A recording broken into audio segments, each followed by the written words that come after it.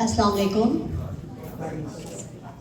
आप सबको PAGH में खुशामदीद और इस जश्न आज़ादी के मौके पे PAGH आप सबको वेलकम करता है। हम अपनी सांसें तेरे नाम करते हैं, हम अपनी सांसें तेरे नाम करते हैं, ए वतन हम तेरी अज़मत को सलाम करते हैं। अब प्रोग्राम को हम शुरू करते हैं। उसके साथ ही मैं तिलावत कुरानी के लिए दावत देना चाहूँगी मिस्टर शायान को। प्लीज़ तशरीफ़ लाइए।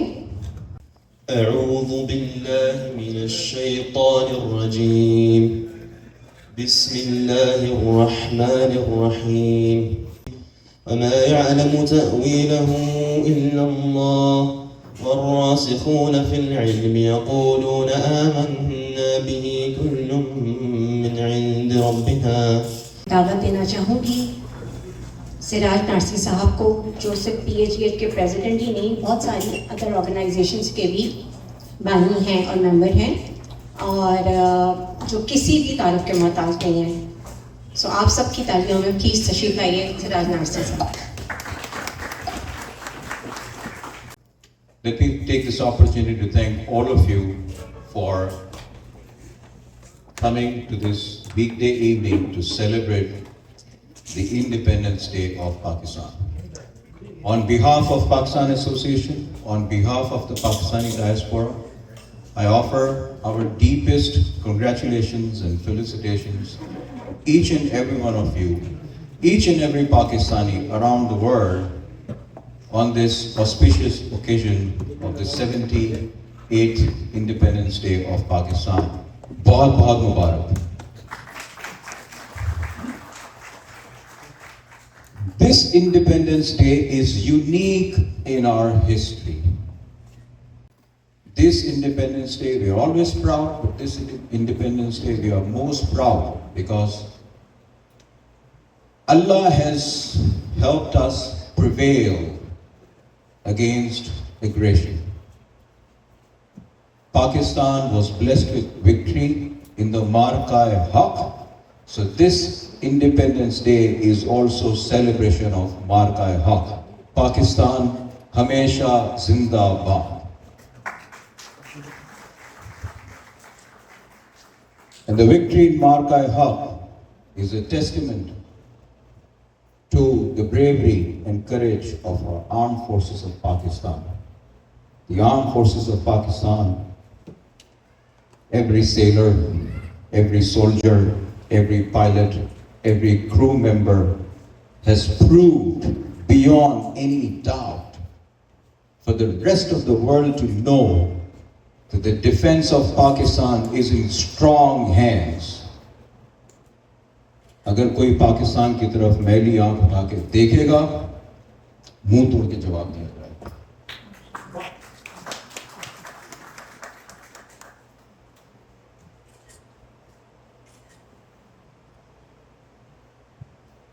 We are a peace-loving country. Undoubtedly, we can defend ourselves against all kind of aggression, as has been proved beyond any doubt. But Pakistan has always worked towards peace in the region. Pakistan has been a proponent of peace in the world. But our desire for peace should not be taken as a weakness. So we will continue, Pakistan will continue the efforts towards achieving peace in the region. What is important for us as a diaspora? What we can do for Pakistan? ये सवाल हमें अपने आप से पूछना है, इसका जवाब ढूंढना है। और मेरी नाचीज राय में Allah has blessed all of us with all kinds of resources in this country. And with those blessings come the responsibility to share our blessings with others who need it most and to help our country. Whatever we are today, successful, happy in this country, each and every one amongst us, each and every one amongst the diaspora has been touched by Pakistan in one way or the other. And therefore, we are under the debt of our dear motherland. We have to pay that debt with whatever it takes. I believe the biggest issue in Pakistan is education. So my belief is that as diaspora, the best we can do, while there are so many avenues to help Pakistan grow, become a stronger country, education is one thing where we, the diaspora, should invest heavily. Because an educated Pakistan will be an economically prospered Pakistan. And it doesn't really matter that that educated class stays in the country or leaves the country. A lot of people criticize educated people are leaving Pakistan. Doesn't matter. If they leave Pakistan, they become good ambassadors of Pakistan to the rest of the world. And they are good source of remittances, which helps Pakistan. If they stay in the country, they use their talent to help Pakistan grow. Well, we have a role to play. Our role is to educate Pakistan and then help Pakistan in any way that we can.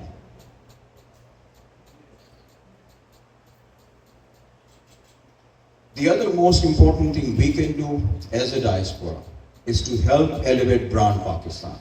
Each one of us here is an ambassador of Pakistan.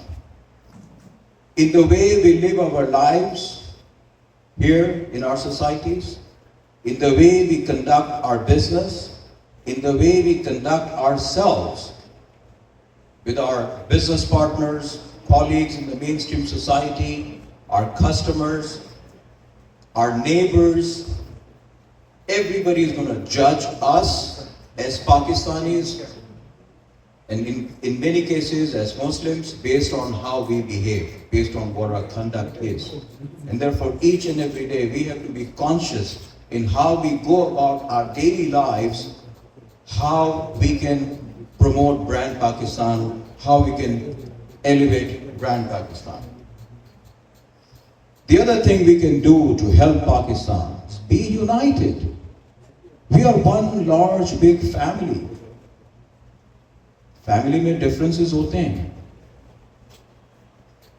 But if the family is united, family will deal with all kinds of odd circumstances, challenges and difficulties.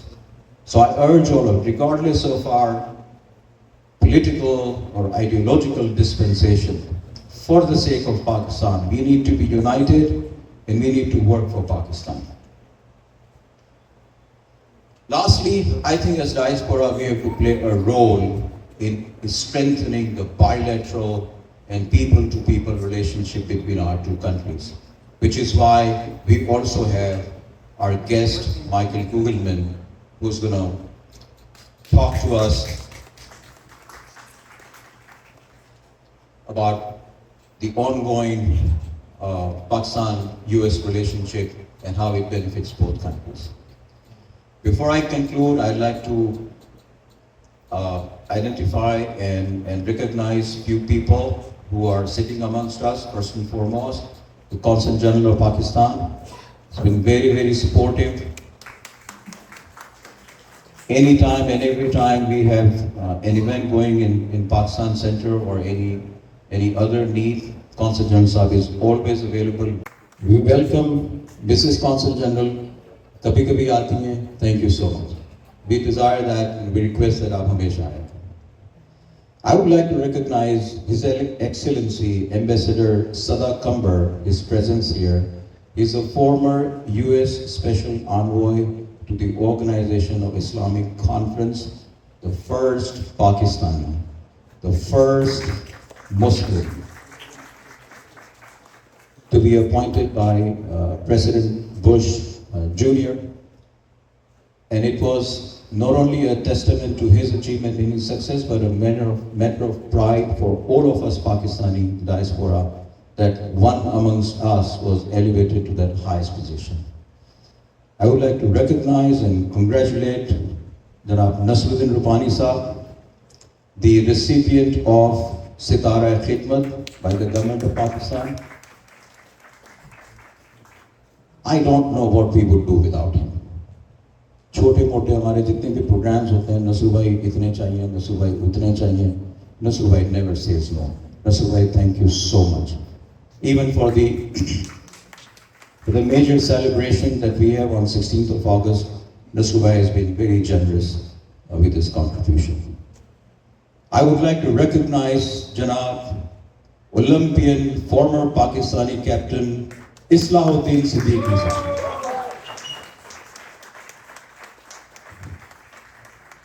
It is a matter of immense pride for us that somebody like him is today present in our premises. He's present in Houston, he's present amongst us. We are so proud of you, so proud of your services. You were an integral part of the golden days of Pakistan hockey, and the way you have served Pakistan in hockey is a role model for everyone to follow. So from the depth of our heart, our debt of gratitude, thank you so much. Thank you for your service and thank you for being here. I'd like to recognize Judge Rabia Collier. She is the first elected Pakistani origin judge in Harris County. और बहुत मसरूफ होती हैं, कभी-कभी आती हैं, but every time she can come, she is always supportive, she is always available. Thank you very much. I'd like to recognize Janab Shahid Hashmi Saab. I'd like to recognize Dr. Mubashir Chaudhry. Thank you so much for being here today. I would like to recognize Janab Fahim Akhund Saab, the President of Jamia Karachi Alumni Association and a big supporter of Pakistan Association. Mohtarama Dr. Yasmin Qureshi Saiba. We have Firoz Rupani present here. We have Jalaluddin, the former Test cricketer of Pakistan. Ilyas Beg Saab of Helping Hands. Again, Helping Hands very generous with contributions, donations in supporting everyone.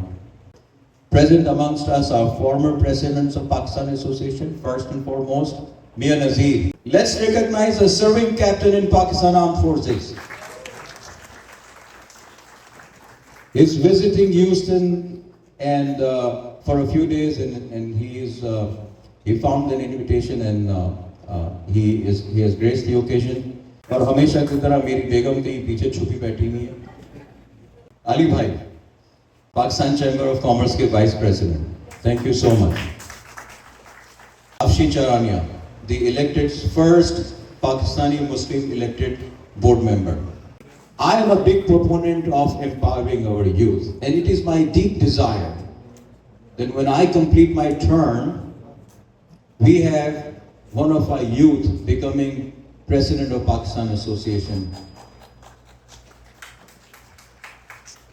And beyond that, it is my desire, and it will be my koshish, my effort, that if not the immediate next future President of Pakistan Association, maybe in near future, we have a woman President of Pakistan Association. So today, I would like to invite a member of our youth group, the future President of Pakistan Association, Arisha Faisal, to come and talk to us. Assalamu alaikum and good evening. आज पाकिस्तान का सबसे बड़ा दिन है. Today, 78 years ago, Pakistan was created. आज दुनिया भर में जितने भी पाकिस्तानी हैं, उन सब के लिए ये दिन ईद से कम नहीं है. It is an absolute honor to stand here among such distinguished guests, respected elders, and my dear brothers and sisters. Audience में जितने भी लोग बैठे हैं, उन सबको मेरा सलाम, including my father, Faisal Aziz Khan. I want to thank PAGH and its president, Siraj Narsi, Uncle and Amir Zaidi Uncle for this wonderful opportunity, and a warm welcome to Honorable Michael Kugelman. I hope I'm pronouncing that right. मैं अपनी speech का आगाज़ अल्लामा इकबाल के एक बहुत खूबसूरत शेर से करना चाहूँगी, which is very inspiring to the youth today. जवानों तुम्हारी परवाज़ है बुलंद इतनी, जवानों तुम्हारी परवाज़ है बुलंद इतनी कि फिर तुम्हें कोई मंजिल मुकर्रर ना रहे. These words by Iqbal remind us that youth's potential is limitless. Their flight is so high that no single destination can ever define them. Before the creation of Pakistan, Iqbal's poetry was like एक शोला जो दिल को रोशन करता है, awakening the Muslim youth of the subcontinent from the despair and urging them to rise as leaders of the Pakistan movement. After 1947, his message did not fade. Rather, it became even more vital. He warned us, आज़ादी मंजिल नहीं, ये सिर्फ सफर का आगाज है.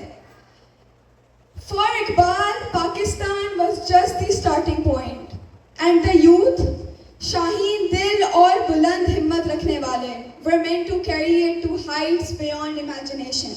His vision teaches us that our journey as a nation will never end as long as our youth keep striving. मुफक्किर Pakistan अल्लामा इकबाल का कहना तो ये था, बानी पाकिस्तान कायदे आज़म मोहम्मद अली जिन्ना ने क्या तलकीन की नौजवानों को उस पे आते हैं. Before Pakistan was created, during the Pakistan Resolution Lahore 22nd March 1940, Qaid said, and I quote, Muslim youth should prepare themselves for leadership and take active part in political life of the nation. He did not call us followers, he called us leaders. कायदे आज़म ने नौजवानों को एक चमकता हुआ मशरे राह करार दिया कि वो सिर्फ नाजरीन ना बने बल्कि अपने मुस्तकबिल के खालिक बने.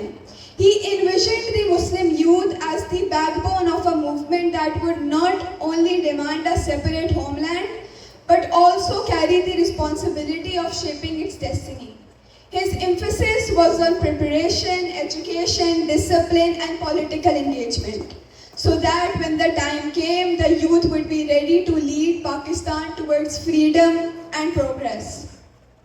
After Pakistan's creation, during the Dhaka University Convocation, 24th March 1948, Qaid said, and I quote, the success of our state will depend upon the youth of the country. Your duty is to study, study and study with discipline, honesty and a sense of purpose. आज़ादी के बाद कायदे आज़म ने नौजवानों को मुल्क की तरक्की की बुनियाद करार दिया और नसीहत की के बगैर मेहनत, दयानतदारी और मकसद के कामयाबी मुमकिन ही नहीं है. He stressed education and disciplines as the pillars of this task, highlighting that Pakistan's future depended on the youth equipped with knowledge and integrity. ये एक वाज़े पैगाम था कि नौजवान मुल्क की तामीर में अपना किरदार ईमानदारी से अदा करें.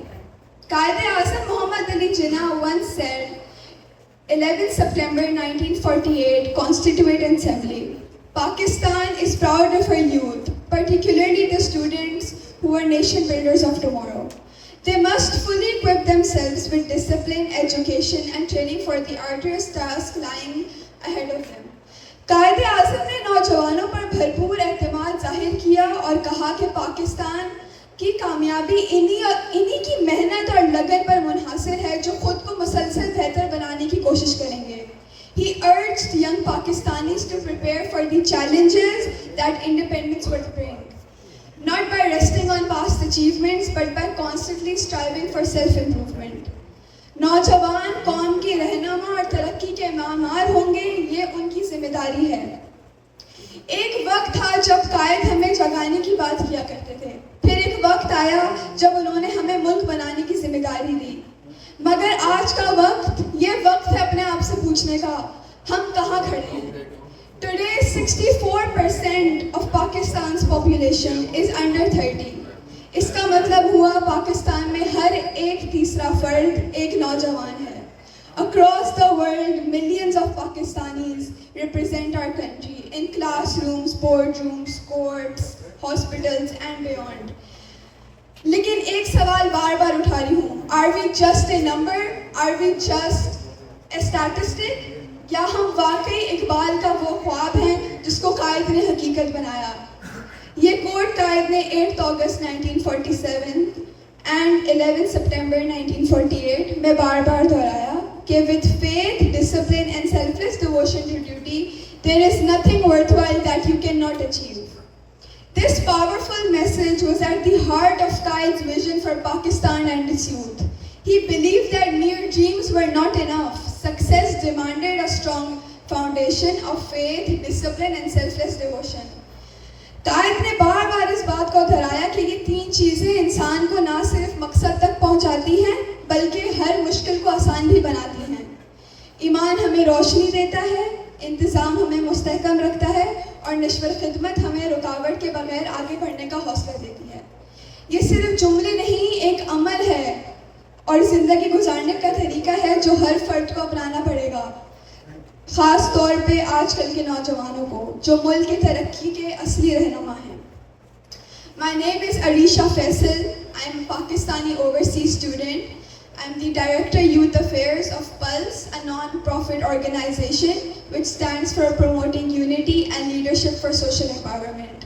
I am a founder, president of Pakistan Youth Forum at Clements High School. I am about to start my journey in becoming a lawyer and I want to be a political leader just like our great Quaid-e-Azam. My journey from Karachi to the United States has taught me that patriotism knows no borders. Whether at home or abroad, the love of Pakistan is a flame to be kept alive through action, service and integrity. I believe in our youth. I believe in our fire. मुझे यकीन है कि अगर हम चाहें तो हम सिर्फ फॉलोअर्स नहीं, लीडर्स बन सकते हैं और आज से एक बहुत बेहतर पाकिस्तान बना सकते हैं। This Independence Day, don't just raise a flag. Raise your standards, raise your voice, raise your vision. अपनी स्पीच का इख्तिमाम भी इकबाल के एक बहुत खूबसूरत शेर से करूँगी। सबक फिर पढ़ सदाकत का, अदालत का, शुजाअत का। सबक फिर पढ़ सदाकत का, अदालत का, शुजाअत का। लिया जाएगा तुझसे काम दुनिया की इमामत का। इकबाल का ख्वाब, जिना की ताबीर और हमारी मंजिल पाकिस्तान। पाकिस्तान हमेशा जिंदाबाद। Thank you so much. अब मैं बुलाना चाहूँगी हमारे हम सब के अजीज़, हर दिल अजीज़ कौंसल जनरल साहब, esteemed guest, Michael Kugelman, Sada Kambar, Nasruddin Pani, Islauddin Saab, and many ladies and gentlemen, good evening. Yes, please. First of all, I congratulate every one of you on the celebration on Independence Day of Pakistan. This year, as Mr. Siraj Nasi was also mentioning, and we got the messages from all the leadership. This year's celebration holds special significance. We got this verified and vindicated the slogan of our forefathers that Muslims and Hindus can't live together. They are two nations separated by their very deep beliefs, their ways of life. And we saw in May, starting with April, how our neighbor tried to take Pakistan, indulge in nefarious design which they always had. But our joy today increases that we responded befittingly to them. So our establishment, the creation of Pakistan and our joy cannot be more than this. When we celebrate this, Marka Haq and Bunyan Marsus, today we commit that this Bunyan Marsus doesn't end we have to take it forward. We have to build an equitable, a just, a prosperous Pakistan economically, and we will continue to work hard for that. And I assure you all that we are capable of doing that. We will do that. So this spirit will continue to that goal, which was the dream of our forefathers. When we come to this dream of a prosperous, economically prosperous Pakistan, we come to overseas Pakistanis, who are the backbone of Pakistan. Not only economically, the most importantly, they take the good ideals and beliefs they have learned here, they have seen here, and they want to replicate in Pakistan. So we value their contribution, and also when we see down the line that what we have to achieve, especially like Arisha was mentioning, you are not the numbers. This youth is not the number. They are dream. Every young person is a dream that has to be fulfilled. And when we talk about youth and Pakistani overseas, especially the US, they have not only contributed economically and ideas, they are the bedrock of PAGH-US relations. As you are expert of South Asia, I would request you if you can highlight some aspect on this, that since the creation of Pakistan, PAGH-US diplomatic relations were established in very early days.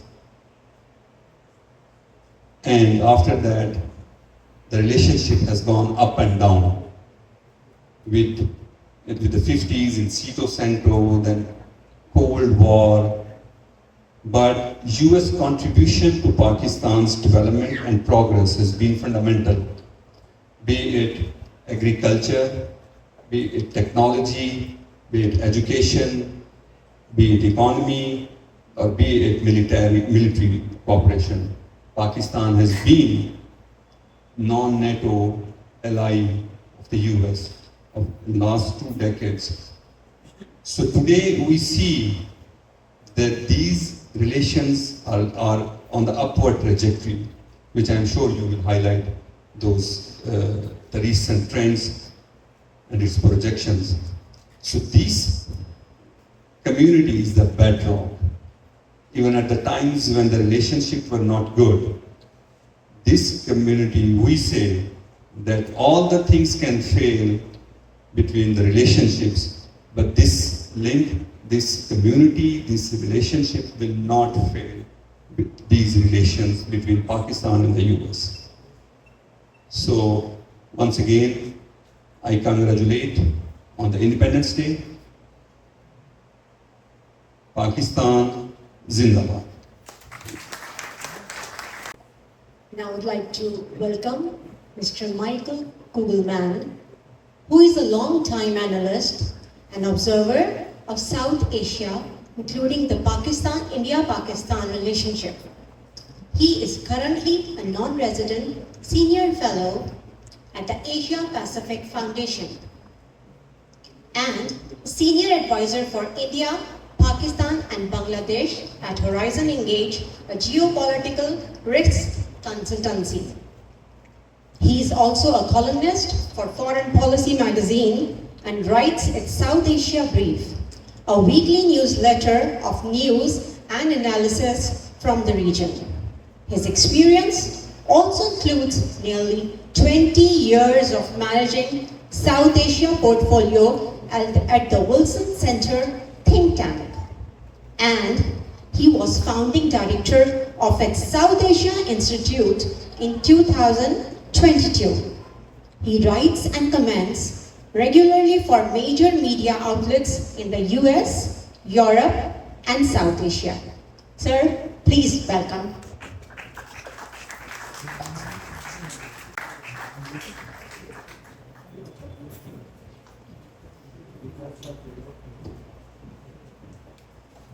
Hello, everyone.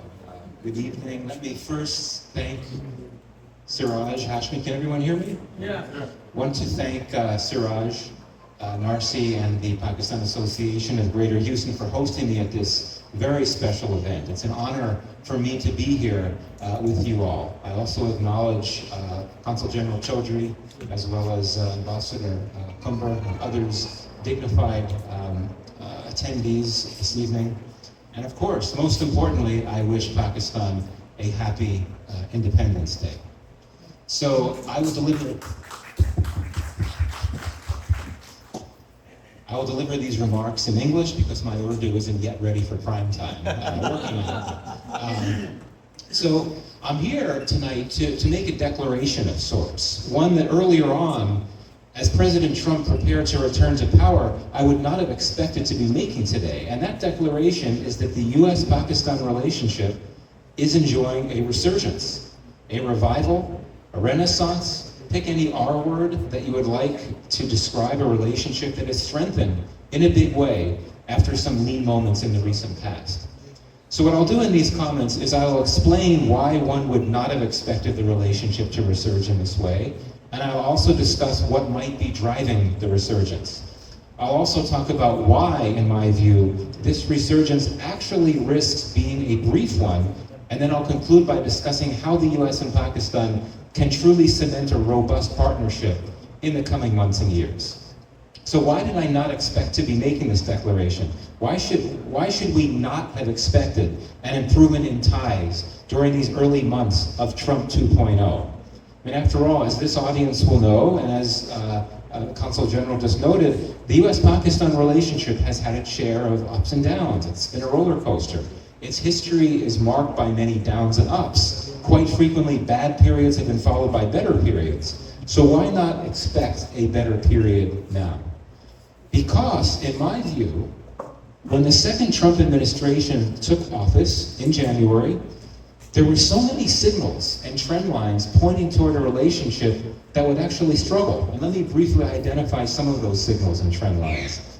First, the Trump administration, including the president himself, have quite a few people at the very top known for being harsh critics of Pakistan in the past. No one will easily forget that infamous tweet that Trump posted on New Year's Day early on in his term, referring to Pakistan and its lies and deceit.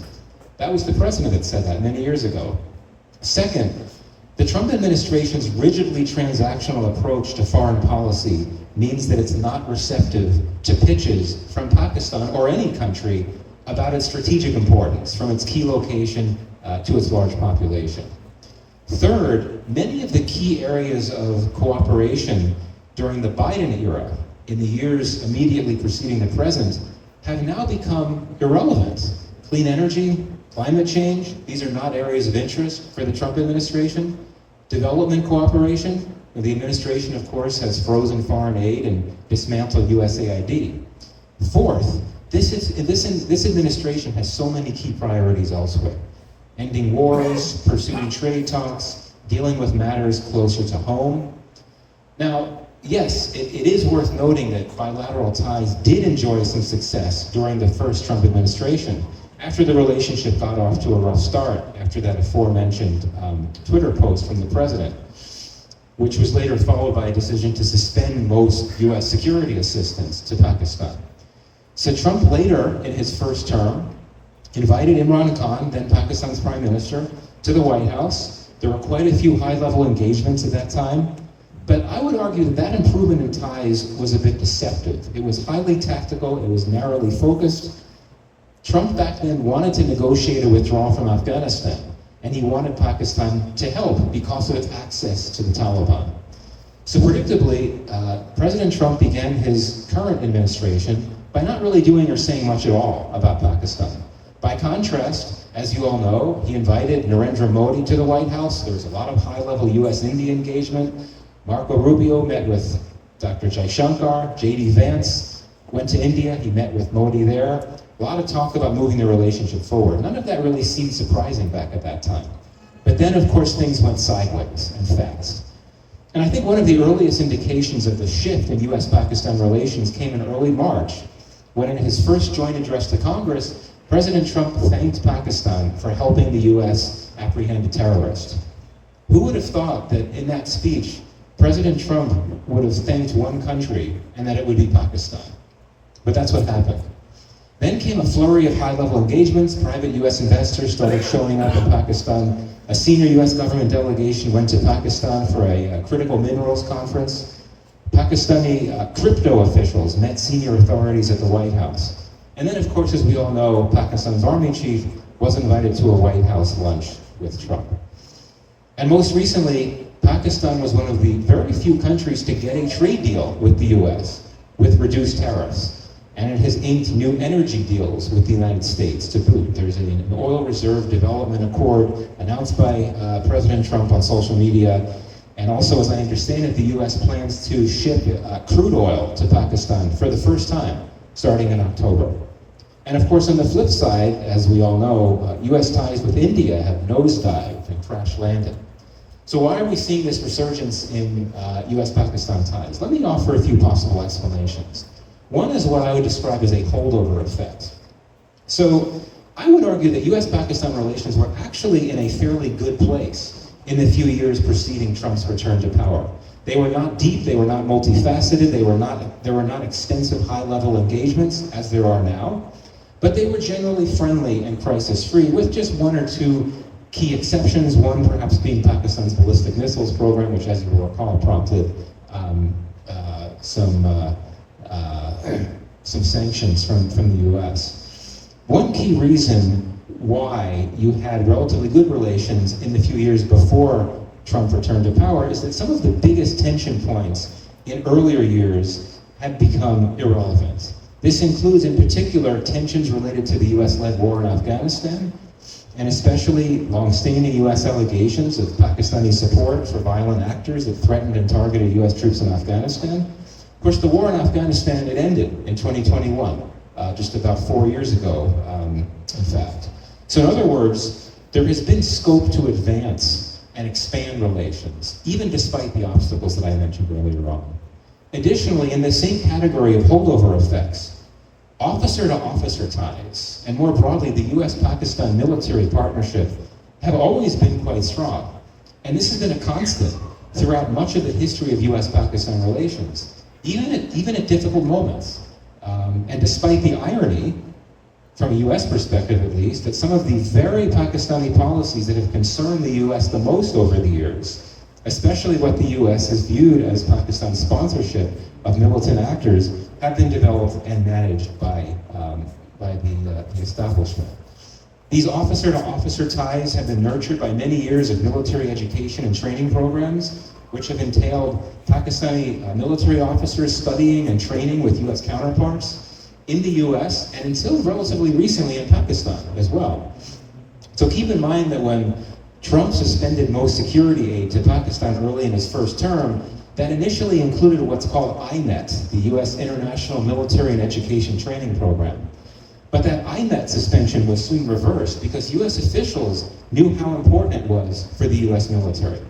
These consistently cordial officer-to-officer ties have facilitated what I would describe as consistent high-level military engagements, which has included, most recently, Field Marshal Munir's close partnership with General Kurilla, until recently the CENTCOM head.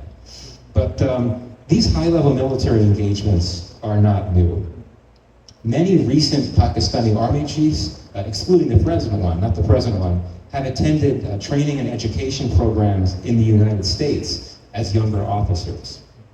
But still, despite all this, few would have expected this rapid flurry of high-level bilateral engagement and pledges of multifaceted cooperation of the last few months. There's something else that must be driving this. So what is it?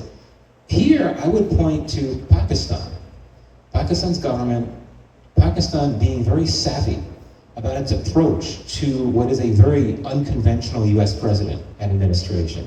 For President Trump, international relations are shaped less by strategic partnerships and even geopolitical interest, and more so by transactional and indeed commercial considerations. So what Pakistan has done, and I think it's done it very well, is that it has honed in on the opportunities in the world that interest the Trump administration the most, and it has successfully pitched itself as a partner to help the administration seize on those opportunities. So I'll point to three examples. First, Pakistan knows that the US is keen to tap into critical mineral opportunities around the world. So it's flagged its massive critical mineral wealth, invited the US to engage on that, including through the Mineral Investment Forum earlier this year that I mentioned. Second, it knows that this administration is keen to tap into crypto. So Pakistan has now pitched itself as a crypto partner, having now established a new crypto council fairly recently, and taken steps recently to start legalizing crypto. And third, and this one is a bit different because it's not focused on commercial issues, is counterterrorism. Pakistan knows the Trump administration is not interested in military operations, much less wars, but it is determined to do what it has to do to apprehend terrorists and other violent and bad actors that threaten and target the US. So Pakistan has been able to pitch itself as a player because of its location and its capacities that can help the US track down Islamic State terrorists that have hit the US, and it has done so. I'd also point to two other ways in which Pakistan has successfully cultivated ties with an unconventional administration. And here, I apologize if this comes across as a bit provocative, but this is my sense. One has been capitalizing on President Trump's strong emphasis on personal and family ties. I don't think it's coincidental that Pakistan has sought to engage with a US crypto company that has close connections to several of Trump's close family members. And here, I'll be very blunt, flattery doesn't hurt with this president. And I think Pakistan understands that. I could make a reference to the Nobel Peace Prize nomination. Now, this is not to say that this resurgence has been fully driven by transactional and commercial factors alone. I would argue that the strategic dimension does loom large here as well. Pakistan, I would argue, has effectively depicted itself as a unique player in the world. It has been able to be very tactical about its strategic importance, and that includes pitching itself as one of those rare countries that has very good relations with China, with Iran, to somewhat of a lesser extent with Russia, with the Arab Gulf states, and with the West. And I think this is something that is of interest to the president, as it should be. Now, I would argue that we should not overstate this resurgence, as real as it is. I want US-Pakistan relations to succeed. We all want US-Pakistan relations to succeed. Both US and Pakistani interests are well served by a cordial and active relationship. But when I think about it, sometimes I'm not sure if the relationship is if the current relationship is the most sustainable one over the long term as currently configured. And I say that because there are a number of question marks and obstacles.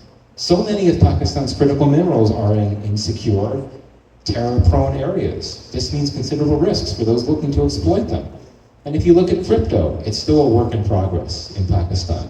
And I think it's also tough to square the large consumption of water and energy required by crypto assets with Pakistan's shortages of both those resources. As for counterterrorism, we saw a very strong positive joint statement after the US-Pakistan bilateral dialogue on counterterrorism, which happened yesterday in Islamabad. Shows that there's a lot of potential there. And we've seen that there's been very real, meaningful cooperation on counterterrorism as made public by the president in his joint address some months ago. But the problem, as I see it, is that when it comes to counterterrorism, the US wants to work with Pakistan on tracking down militants that threaten the US. Now, if you look at some of the recently published US intelligence estimates, interestingly, they drive Tehreek-e-Taliban Pakistan, the TTP, as a potential future threat to the US. So that suggests there might be some scope to expand cooperation to focus on TTP as well. But the Trump administration, in my view, will not have much interest in restoring security assistance to Pakistan, and certainly no interest in kinetic operation. I think we could see intelligence sharing ramp up when it comes to counterterrorism, but I don't necessarily see things going beyond that. So let me conclude with a few quick thoughts on how to make this relationship work over the long term and what to focus on. First, the two sides should look at opportunities to expand wider US investment in Pakistan. And I think the ideal vehicle for such investment would be the US International Development Finance Corporation, or DFC. This is a US government tool, it's been around for a few years. It's up for reauthorization in Congress, though I suspect it will get it. The DFC, what it does, for those of you that don't know about it, it advances US interests abroad by mobilizing capital, very much in line with the Trump administration's commercial approach to foreign policy. So the DFC currently has a small, very small portfolio in Pakistan, one of the smallest of all the DFC portfolios. Now I think is the time to ramp it up, the moment's right. Given that Chinese investment in Pakistan, at least through CPEC, has slowed down a bit, so I think there's a nice window. Critical minerals are a key part of DFC's portfolio right now, so maybe DFC can pursue some of those opportunities in Pakistan, but it's worth looking to expand that portfolio to hedge against the risks that would accompany deploying capital into critical mineral activities. Second, the US and Pakistan should do more cooperation within multilateral settings. Strong bilateral partnerships, in my view, entail working together with other countries and in regions further afield. I think that there are various untapped opportunities in this regard. One would involve Central Asia. The Trump administration is quite intrigued by engagement opportunities there because of its gas riches and critical minerals, among other things. Pakistan, I think we can all agree, is very interested in Central Asia engagement. It sees it as a highly strategic area. It's already been pursuing some connectivity projects there, including a rail project with Uzbekistan and Afghanistan. And it's also, Central Asia is also a big part of this envisioned shift, eventually, a shift from emphasizing geopolitics to emphasizing geoeconomics in Pakistan's foreign policy. I would also argue that Central Asia is an area where Pakistan can be an advantage in competition with India, given that India lacks direct access, land access to Central Asia. So there's all kinds of good reasons for Pakistan and the US to want to focus on Central Asia and together. The Middle East, volatile and complex as it is, could also be an important space for US-Pakistan cooperation. Pakistan, and as I mentioned before, it has close ties with all the Arab Gulf states, and it has friendly ties with, and of course, a shared border with Iran. Pakistan's close engagement with Iran in recent weeks, in my view, is another reason why the Trump administration has been so keen to reach out to Pakistan, and especially since the Israel-Iran war. Pakistan's mediation role vis-a-vis Iran is something that can be helpful to both American and Pakistani interests. Third and finally, maybe this is the most important point to make, it's time to better privatize US-Pakistan relations. So many of you will remember Mark Grossman, who was a senior US official some years back, focused on Pakistan, South Asia. So he said some time ago that about 90% of the US-Pakistan relationship takes place through government-to-government channels. That means that only 10% was channeled through the business sector, academia, and other non-government entities. I'm not sure if that figure has gone up in more recent years, but it really should. And here, I come to you all, and this was mentioned by the Consul General, the Pakistani diaspora can really be a key catalyst in privatizing. Have I been cut off? I'll just project. I was wrapping up.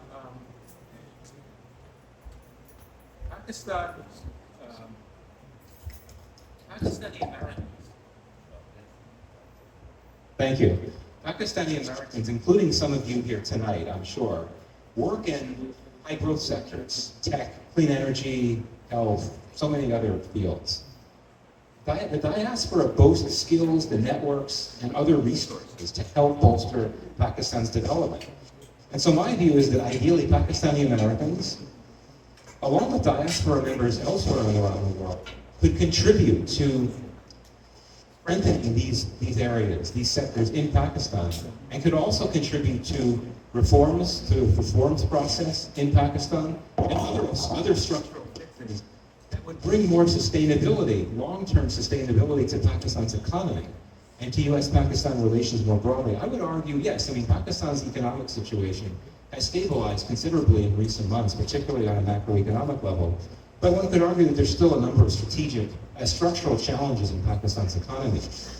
If Pakistan develops a stronger economy over the long term, this will make it a much more attractive partner to the United States and other partners beyond. So with that, I will conclude. Thank you very much for hearing me out.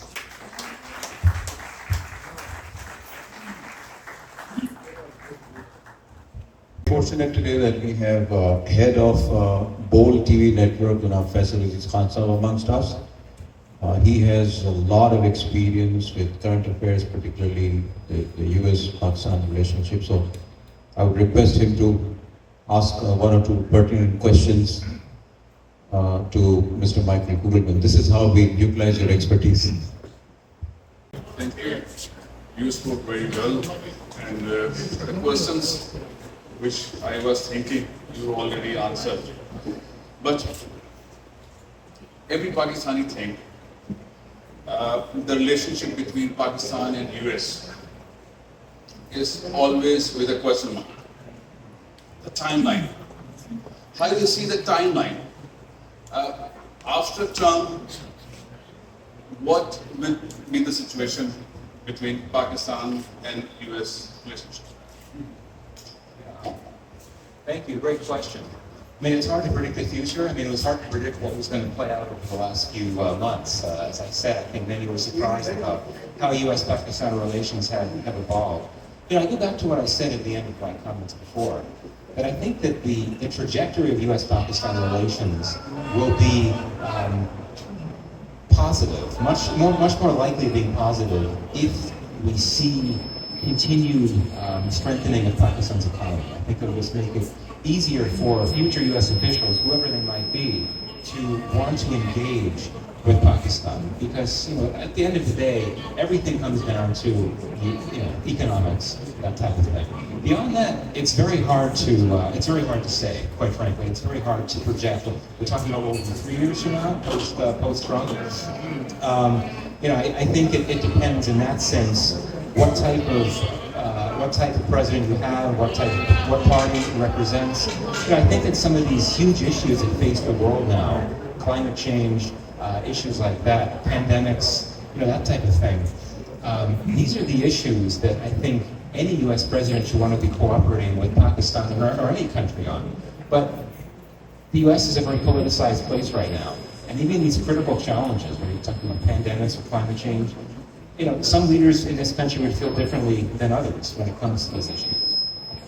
These are critical issues for Pakistan. I would argue that a U.S.-Pakistan relationship that focuses fully on the issue of climate change would be worth pursuing, given how serious a crisis this is. But it's, you know, it's just very difficult to say. I think to wrap up on this one, I think we have to see how far things go over the next few years, because if this relationship continues to strengthen, take a very different direction, if the U.S.-India relationship continues to free fall, and also, and here's an important wild card, which I don't think I brought up, if the Trump administration opts for some type of détente with China to create some type of new partnership, that would really help U.S.-Pakistan relations as well, if the next president sticks with that policy, because I would argue that Pakistan's alliance with China has really been one of the key limitations on U.S.-Pakistan relations. But if you don't have that bigger U.S.-China competition anymore, that creates new opportunities for U.S.-Pakistan. Thank you. One short question. How do you see the dialogue between President Trump and Field Marshal? How do you see the relationship, you know, the Prime Minister, the political democratic system, and the army regime, how they are handling? So, do you think the Field Marshal also is dealing with the Trump administration with some other tasks? Yeah, it's a fascinating development. I mean, we talked about how this is unprecedented for a U.S. president to host a Pakistani army chief who's not also a head of state at the White House. It's never happened before. So, you know, people are going to be debating for years how he got the invitation, why he got the invitation.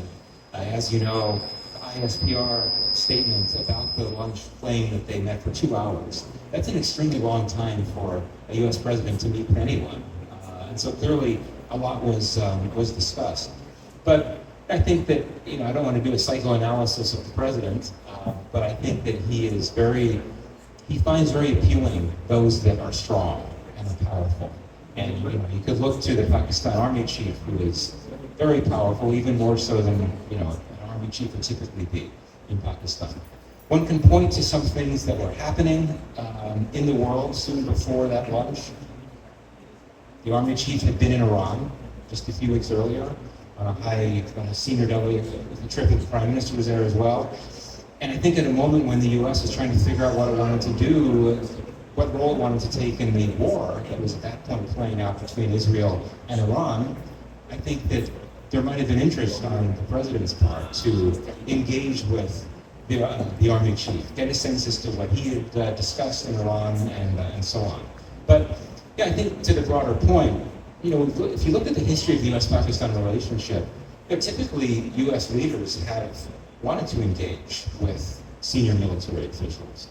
That's nothing new, even if you talk about the unprecedented nature of this launch. Yeah, this is nothing new for there to be that type of high-level engagement. I mentioned before the history of strong military officer ties. But so there's not much that's new here. But I'm not sure where things will go now. But I think that as someone who wants to see this relationship succeed, one could argue that White House meeting certainly bolstered the relationship in a big way. Thank you. Thank you. Thank you. Coming towards the end of the program, I would like to request Mr. Michael again. So please come forward. There are few tokens of love from our country, from our people.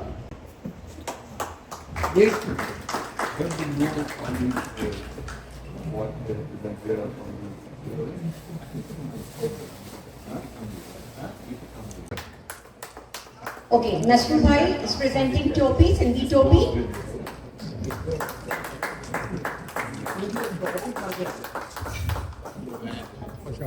Gilgiti Topi by now Sawari sir.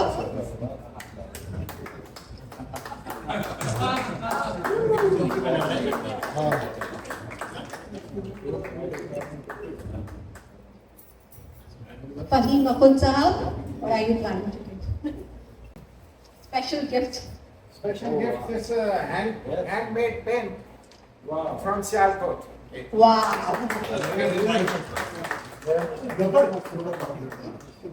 Our Zafar Iqbal, the board member, he also wants to present something. बस अभी 5 minute में मैं अभी बता रहा हूँ. Thank you. Another pen, right?